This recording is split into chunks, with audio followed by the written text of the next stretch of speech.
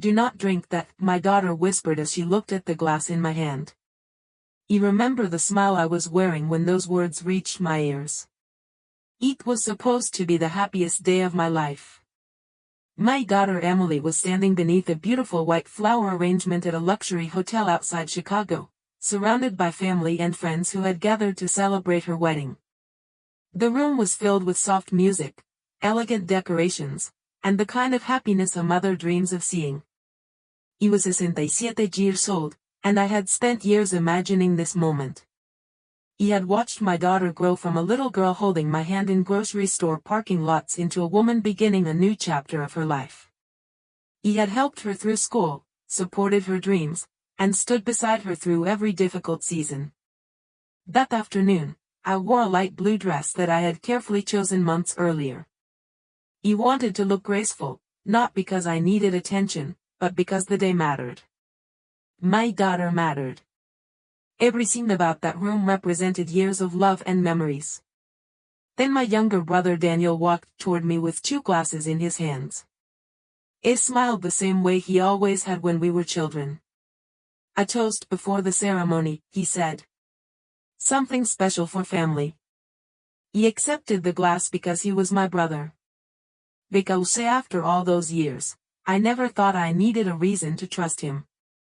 He looked around the room. Emily was laughing with her friends. The guests were taking pictures.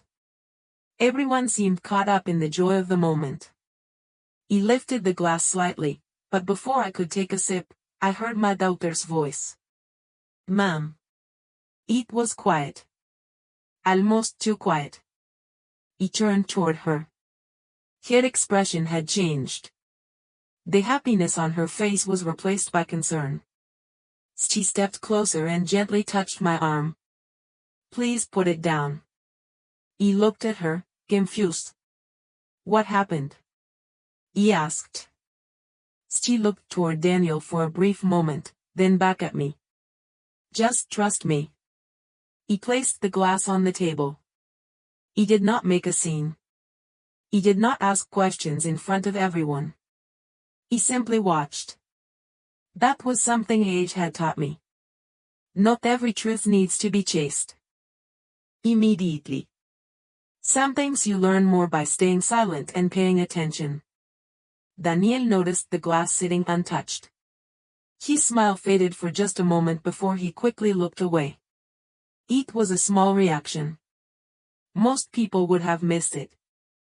But I had known my brother for more than 40 years. He knew the difference between surprise and worry. The rest of the afternoon continued, but something had changed. He still smiled for pictures. He still hugged guests. He still told Emily how beautiful she looked. But inside, I was putting pieces together. He thought about all the little moments over the past year. The comments Daniel had made about my relationship with Emily. The way he sometimes acted uncomfortable when my daughter came to me for advice. The way he seemed to believe he deserved a larger place in our family decisions. At the time, I ignored those moments. I told myself families were complicated. People had different personalities. Not every disagreement meant something deeper. But standing there at my daughter's wedding, with an untouched glass sitting nearby, I felt something I could not explain. It was not fear. It was not anger. It was the quiet feeling that a truth I had not seen before was finally beginning to reveal itself.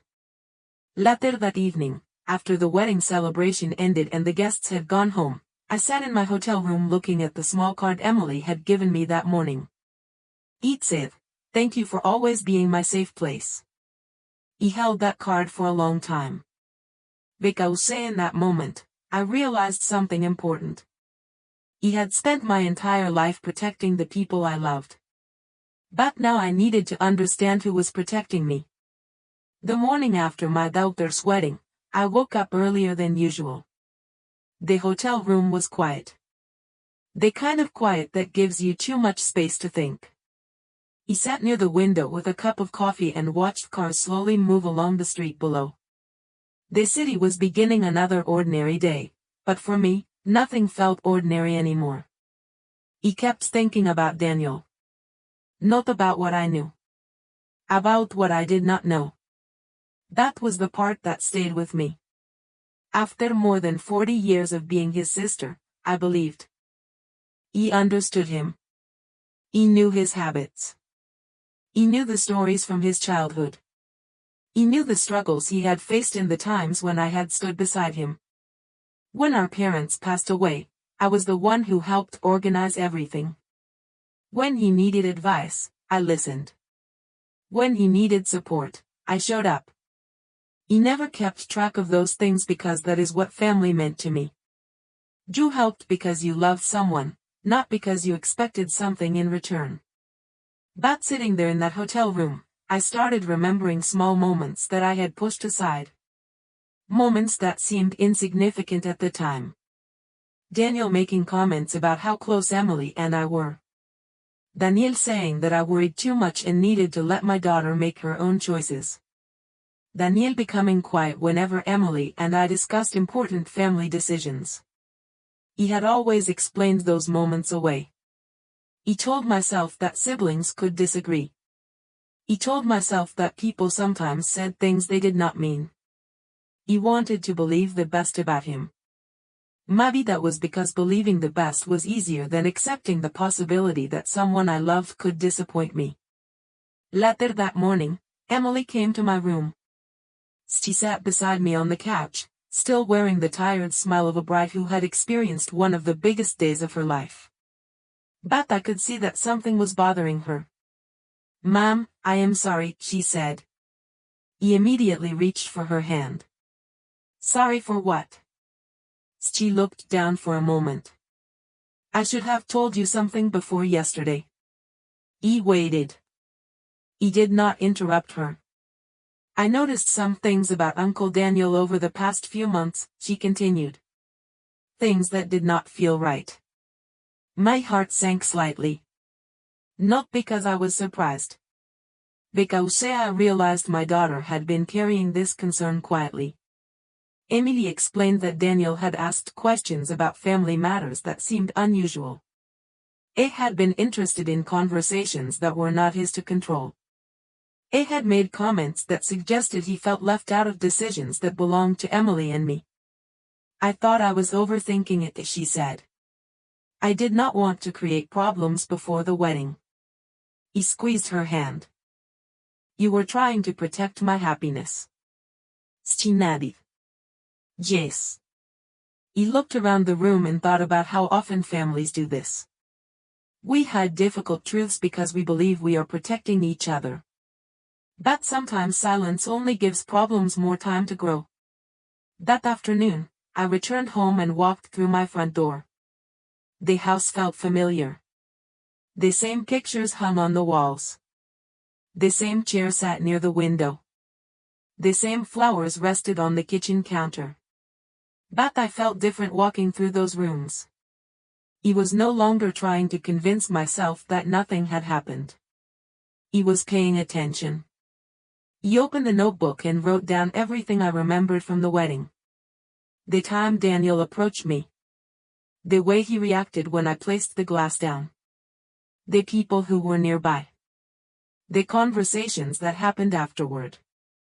He did not write because I wanted revenge.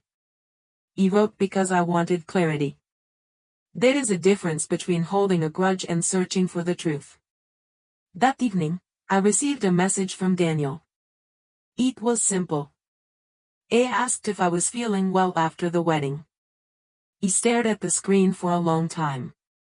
In the past, I would have answered immediately. He would have reassured him. He would have made everything comfortable for everyone else. But this time, I waited. Not to punish him. Not to play a game. He waited because, for the first time in a long time, I was allowing myself to think before responding. And that small choice felt like the beginning of something I had forgotten I had. My own voice. The days after Emily's wedding passed slowly. Nothing dramatic happened on the surface. There were no angry conversations. No family arguments. No sudden accusations. But inside my mind, I was putting pieces together. Sometimes the hardest moments in life are not the ones filled with noise. They are the quiet ones. The moments when you begin to see something you spent years refusing to see. I kept my routine. I watered the plants in my backyard. I prepared my morning coffee. I answered messages from friends who wanted to know how the wedding went. Though everyone else, I was the same Margaret Wilson. The mother who smiled. The sister who stayed calm. The woman who always found a way to keep the family connected. But privately, I was paying attention. A few days after the wedding, I received a call from Daniel. His voice sounded casual. Almost too casual. "How are you feeling?" he asked. "Emily told me you were tired after everything." He held the phone and listened carefully. There was a time when I would have been comforted by his concern. This time, I heard something different. He heard someone trying to understand how much I knew. "I am doing fine," I replied. There was a pause. A small pause. But I noticed it. "Good," he said. "I was worried you might have misunderstood what happened." That sentence stayed with me. Misunderstood. Not explained. Not discussed. Misunderstood. It was a word people often used when they wanted to make something sound smaller than it was. "Daniel," I said calmly, "what exactly do you think I misunderstood?" Another silence followed. Then he changed the subject. He asked about Emily's wedding pictures. He mentioned how beautiful the venue was. He talked about ordinary things. But the conversation felt different now. He was no longer only hearing his words. He was listening to what he avoided saying. After the call ended, I opened my notebook again. He wrote down the conversation. Not because I wanted to build a case against my brother. He wrote because I needed to trust my own memory. For years, I had been the person who gave everyone else the benefit of the doubt. He had always looked for reasons why someone might have acted a certain way. He had always searched for explanations before accepting disappointment. But there comes a point when kindness without awareness can leave you vulnerable. A week later, Emily visited me. She brought over some of the wedding photos.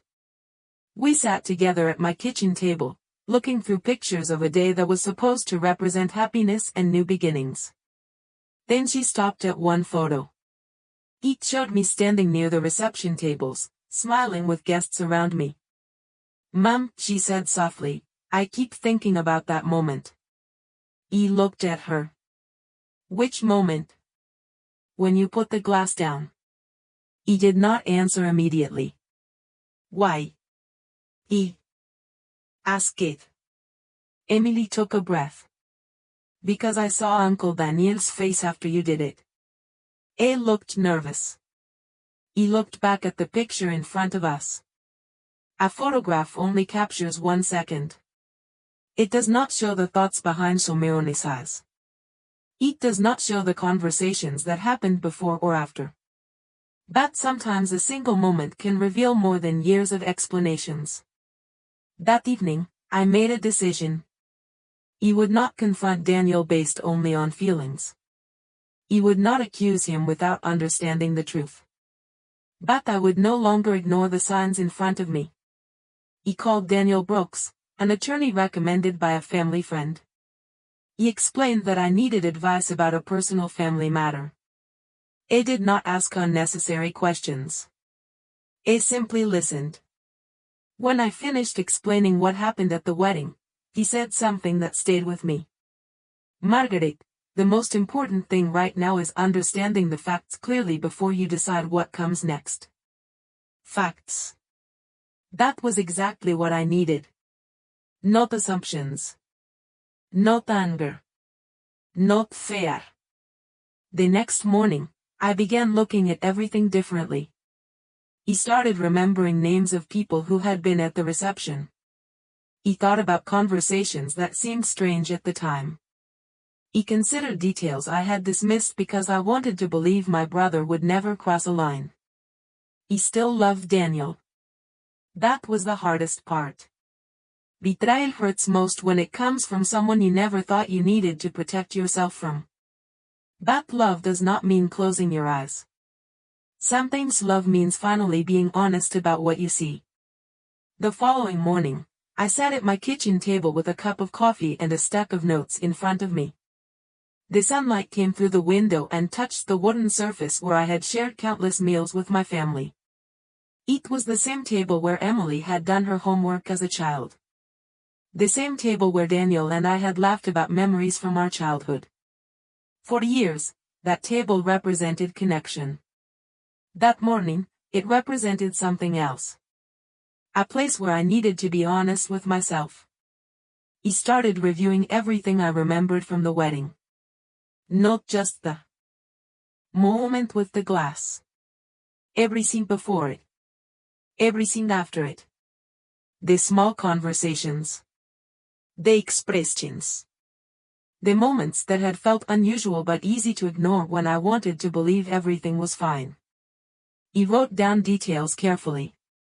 Daniel arriving earlier than expected. The way he insisted on being the one to bring me a drink. The way he quickly changed the subject when Emily approached. None of these things alone proved anything. But together, they created a picture I could no longer dismiss. He had learned something important in my 67 years of life. Sometimes the truth does not arrive as one dramatic revelation. Sometimes it arrives as a collection of small moments that finally make sense. Later that afternoon, I met with Daniel Brooks, the attorney I had spoken with earlier. His office was simple and professional, with shelves filled with legal books and a large window overlooking the street. He appreciated that he did not treat my situation like a family argument. He treated it like a matter that deserved careful attention. Margaret, he said, before we make assumptions, we need to understand exactly what happened. He nodded. That was exactly what I wanted. He did not want revenge. He did not want to destroy my family. He wanted the truth. Daniel explained that the first step was gathering information. He suggested speaking with people who had been present at the wedding and reviewing any details that could help clarify the situation. When I left his office, I felt something I had not felt since that day. Direction. For the first time, I was not simply replaying the moment in my mind. He was moving forward. A few days later, I contacted a woman named Laura Bennett, one of Emily's close friends who had attended the wedding. He had known Laura for years. She was always kind and respectful. When I asked if she remembered anything unusual during the reception, she became quiet. Margaret, she said carefully, I did notice something. My heart became still. Laura explained that she had seen Daniel near the beverage table before he approached me. She said he seemed distracted and had been looking around as if he did not want anyone to notice what he was doing. She also remembered Emily noticing something was wrong before she came to me. He listened without interrupting. Every detail mattered. After our conversation ended, I sat in my car for several minutes. He looked through the windshield at people walking through the parking lot, carrying groceries, talking on their phones, living ordinary lives. He thought about how strange it was that one moment could change the way you saw someone you had known your entire life. Daniel was not a stranger. It was my little brother. The person I had defended. The person I had supported. The person I believed would always stand beside me. That evening, Daniel called again. His voice sounded different this time. Less casual. More careful. Margaret, I feel like something has changed between us, he said. He looked around my quiet living room before answering. Something did change, Daniel. He became silent. I just need to understand why, he said. He held the phone and thought about all the years I had chosen peace over difficult conversations.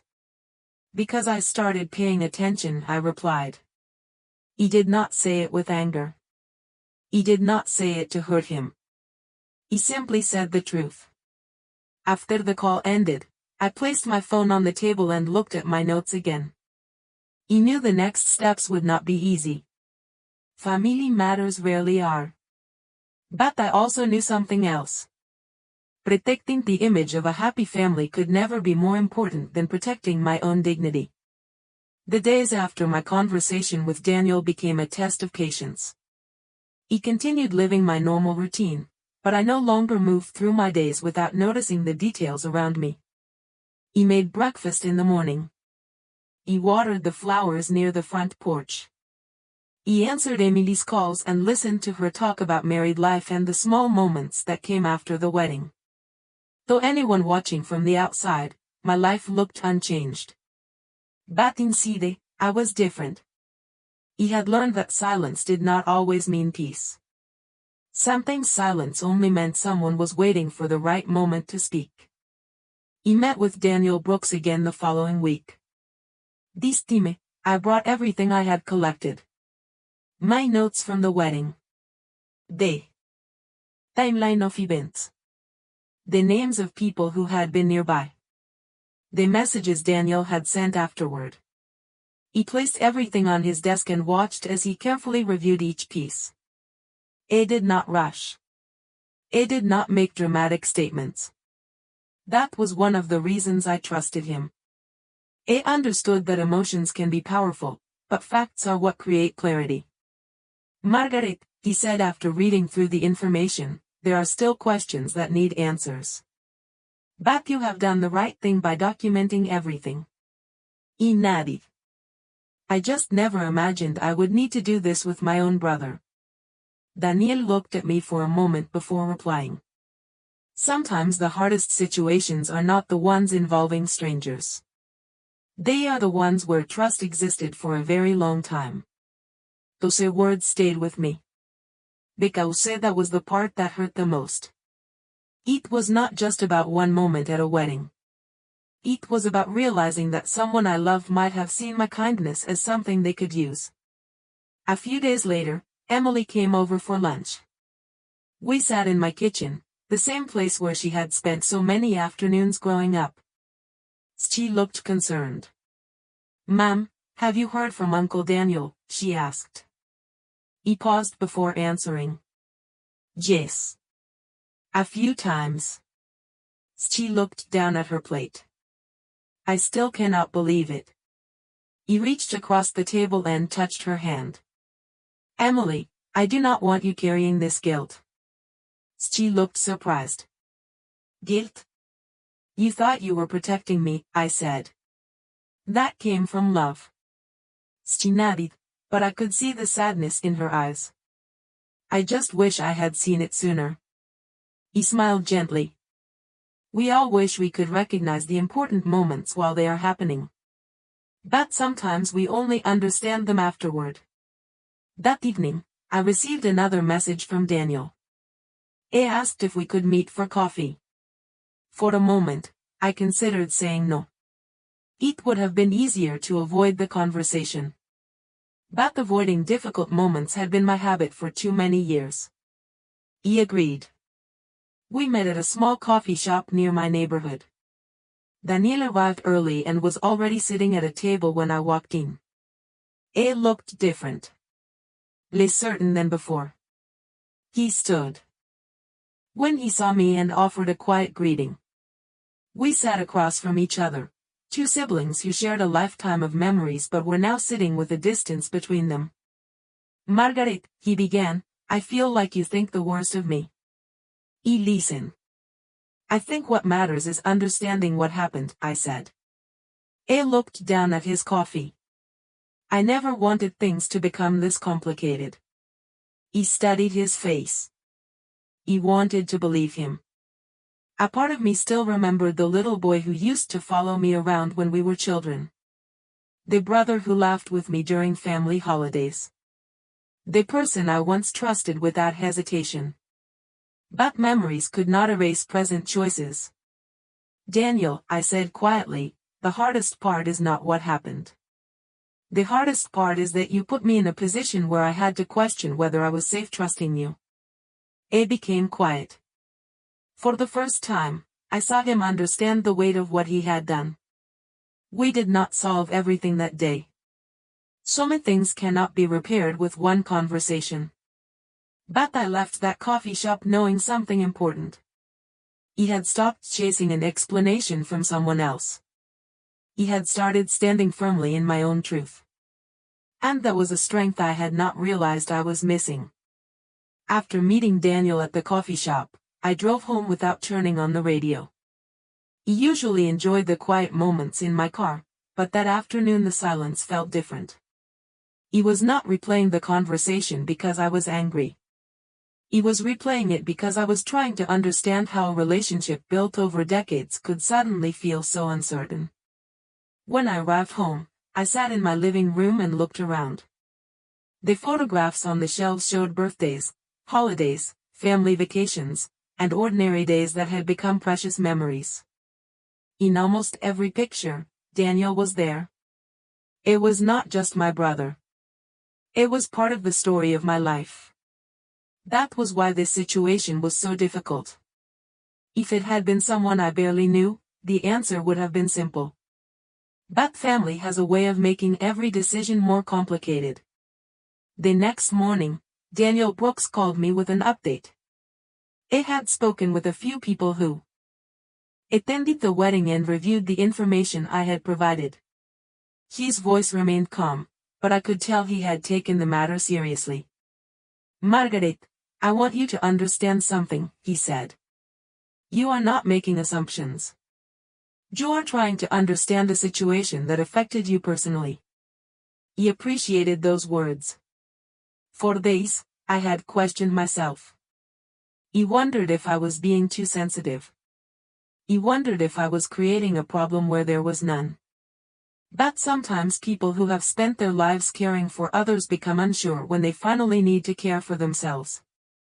Daniel explained that one of the wedding staff members remembered seeing my brother near the beverage area shortly before he approached me.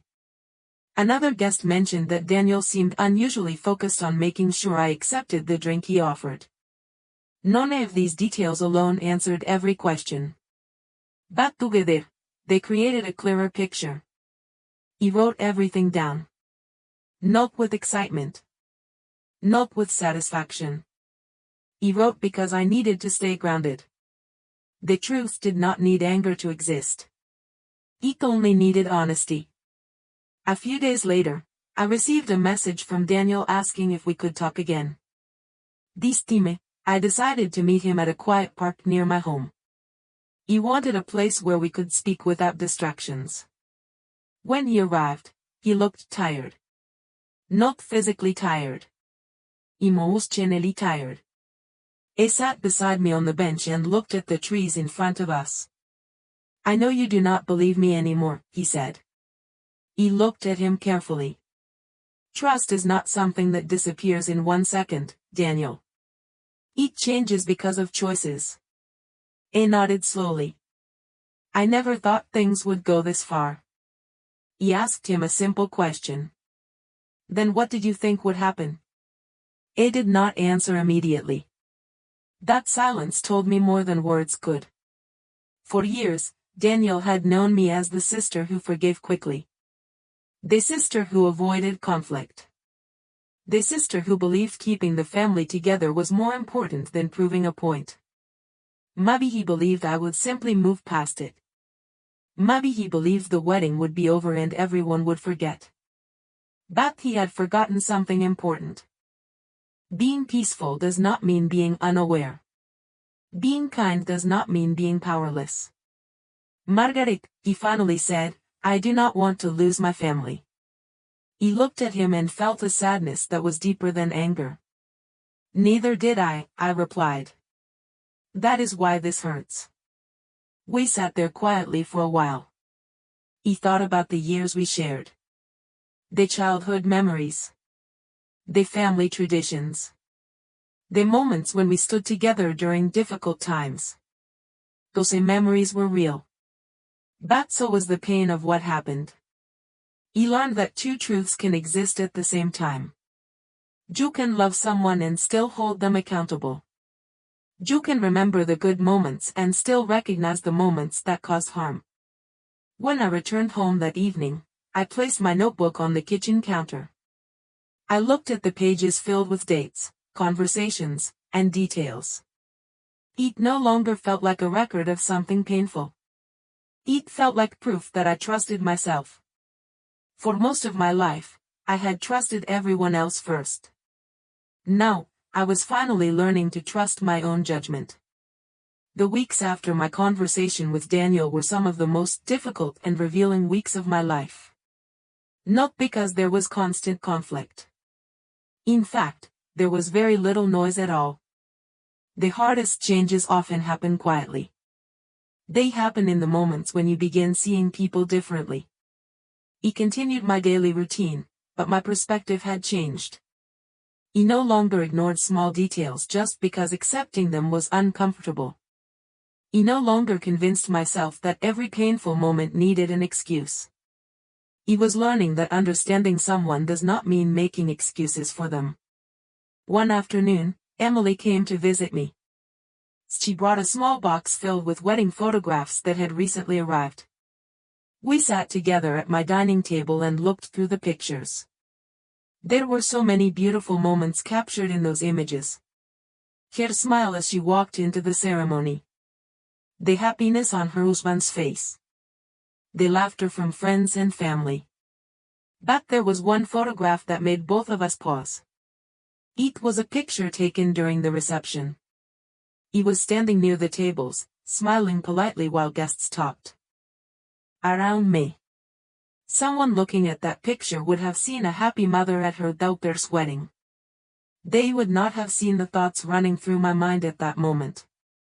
They would not have known that I was holding a glass I no longer trusted. Mom, Emily said softly, I wish I had protected you better. He closed the photo album gently. Emily, you do not have to carry that responsibility. She looked at me. But you always protected me. Ismail. That is what mothers do. But sometimes mothers forget they are allowed to need protection too. She reached across the table and held my hand. That moment reminded me why I had to handle this situation carefully. This was not only about Daniel. It was about the family I had spent my entire life building. He did not want anger to become the thing that defined us. He wanted truth. He wanted accountability. But I also wanted to remain the person I had always been. The next day, I met with Daniel Brooks again. He had prepared the information we discussed earlier. He explained that the people who had been present at the wedding provided consistent details about what they remembered. The timeline became clearer. The questions became fewer. There was still one difficult step ahead. Speaking with Daniel directly with everything understood. Are you ready for that conversation? The attorney asked me. He thought about it carefully. For years, I had avoided difficult conversations because I believed they could damage relationships. But I had learned something important. Avoiding the truth does not protect a relationship. Sometimes it only protects the problem. Yes, I said. I am ready.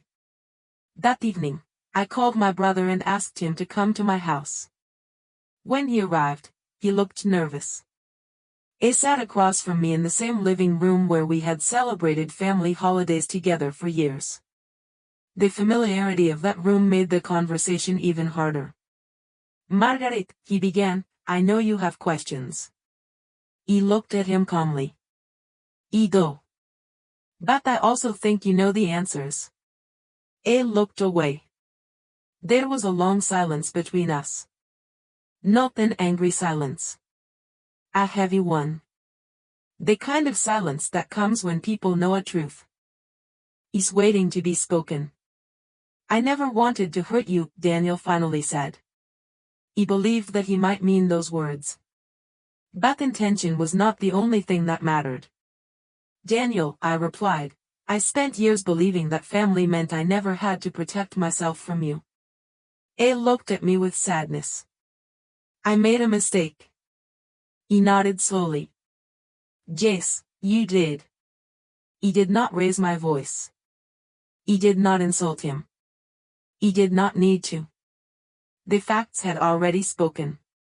That night, after he left, I sat alone for a while. He thought about the little girl I used to be, the sister who believed family bonds could never be broken. He thought about the woman I had become, the mother who had learned that love and boundaries could exist together. He realized that strength was not about never being hurt. Strength was about deciding what you would do after the hurt. And for the first time since the wedding, I felt ready for the final truth to come into the light. The morning after my conversation with Daniel, I woke up earlier than usual. He stood in the kitchen holding my coffee and looked out at the backyard, watching the sunlight slowly move across the grass. It was a peaceful morning, but my mind was still carrying the weight of everything that had happened. For years, I had believed that protecting family meant protecting the image of family. He believed difficult truths should stay hidden if revealing them might cause pain. But I had learned something different. A family cannot become stronger by ignoring what hurts. It becomes stronger when people are willing to face the truth. Later that day, Daniel Brooks contacted me with an update. He explained that the information collected from the wedding had created a clearer picture of what happened. There were no dramatic surprises. No single moment that explained everything. Instead, there was a pattern. Small choices. Small actions. Small decisions that showed someone had crossed a boundary they should have respected. He listened quietly as he explained everything. When the call ended, I sat at my kitchen table for a long time. He expected to feel anger. He expected to feel relief. But what I felt most was sadness. Not because I doubted myself anymore. Because I finally understood that the person I had trusted most had made choices that changed our relationship forever. That evening, Emily called me. She could tell something was different in my voice. "Ma'am, are you okay?" she asked. He smiled even though she could not see me. "I am learning to be okay," I said. There was a pause. "That sounds like something you would say," she replied softly. He laughed a little. "What does that mean?" "It means you always find a way to keep going." Her words stayed with me after we ended the call. He had always thought strength meant carrying everything without complaint. But maybe strength also meant knowing when something was too heavy to carry alone. The following weekend, I invited Daniel and Emily to my house. He wanted one final conversation, not because I wanted to reopen the pain, but because I wanted everyone to understand what happened. When Daniel arrived, he seemed quieter than usual. The confidence he once carried was gone. We sat in the living room where our family had celebrated countless holidays. The same room where we had laughed together. The same room where I had once believed nothing could come between us. "I owe you an explanation," Daniel said. He looked at him and waited. He admitted that he had made a decision he should not have made. He said he thought he was helping in his own way, but he understood now that his actions had damaged the trust between us. He listened carefully. There was a time when I would have interrupted. He would have tried to make him feel better. He would have rushed to say that everything was fine. But I did not do that anymore. He allowed the silence to exist. "Daniel," I finally said, "the hardest part is not one moment. It is realizing I was not treated like someone whose feelings mattered." Nadie. "I understand that now." He looked at my brother and remembered the years before this happened. The childhood memories. The family gatherings. The moments when we stood together. Those memories still mattered. I did not need to erase the good to acknowledge the painful. "I do not want to spend the rest of my life angry," I said. But I also cannot pretend nothing changed. Daniel looked down. What happens now? He asked. He took a moment before answering. Now we move forward honestly. That was the difference. He was not offering the same relationship we had before. He was offering a chance to build something new based on respect. After everyone left, I walked through my home and looked at the photographs on the walls. He thought about how many versions of myself existed in those pictures. The young woman who believed everyone deserved endless chances. The mother who always put others first. The older woman who finally learned that love does not require losing yourself. He turned off the lights and locked the front door that night, feeling something I had not felt in weeks. Peace. Not the peace of pretending. The peace of knowing I had finally stood up for myself. Months passed after that conversation with Daniel, and life slowly found a new rhythm. It was not the same as before, and I learned that was not necessarily a bad thing. Some things we spend so much time trying to return to the past that we forget we have the ability to create something better in the present. My relationship with Daniel changed. We were not suddenly the same siblings we had been before the wedding. Trust does not rebuild overnight. It is built through consistent actions, honest conversations, and time. But there was something different between us. There was honesty. For the first time in years, we were no longer pretending everything was perfect. We were finally speaking to each other as two adults who understood that love and boundaries could exist together. Emily also changed after everything that happened. She became more protective of her own peace. She learned that keeping everyone comfortable was not always the same as keeping a family healthy. One afternoon, she came to my house and we sat on the porch together. The garden was beginning to bloom, and the same flowers I had planted years earlier were returning after the winter season. "Mom," she said, looking around the yard, "I think this house feels different now." He smiled. "Different how?" She thought for a moment. "It feels like you are finally here." Her words touched me deeply. Because she was right. For years, I had been physically present in my own life, but emotionally, I had spent so much time focused on everyone else that I had forgotten myself. He had been the person who remembered every birthday, solved every problem, and made sure everyone felt supported. He thought that was what love required. But I learned that love also requires respect. A person can give endlessly and still deserve to be considered. A person can forgive and still have boundaries. A person can care deeply and still choose themselves when necessary. One Sunday morning, I opened the drawer where I kept old family photographs. He found a picture of Daniel and me as children. We were standing in front of our childhood home, smiling without any understanding of the challenges that would come later. He held that picture for a long time. He did not feel anger. He felt gratitude for the good memories and acceptance of the painful ones. Both were part of my story. That was something I finally understood. Healing does not mean pretending something never happened. It means learning how to carry the lesson without carrying the pain forever. A few weeks later, Daniel visited me for coffee. We sat at the kitchen table, the same place where so many family conversations had happened throughout the years. He looked around the room and smiled. "You know, I never realized how much this place meant to you." He looked at him and nodded. That was part of the problem. Some things people only see what someone has built after they realize they almost lost their appreciation for it. He accepted that quietly. There was no dramatic apology. No perfect moment where everything suddenly returned to normal. Real life rarely works that way. Instead, there was something more meaningful. There was understanding. There was accountability. There was a willingness to do better. As I grew older, I realized that family is not just about sharing the same last name. It is about how people treat each other when nobody is watching. It is about respect during difficult moments. It is about choosing kindness without allowing yourself to disappear. Looking back at the day of Emily's wedding, I no longer saw only the moment. That hurt me.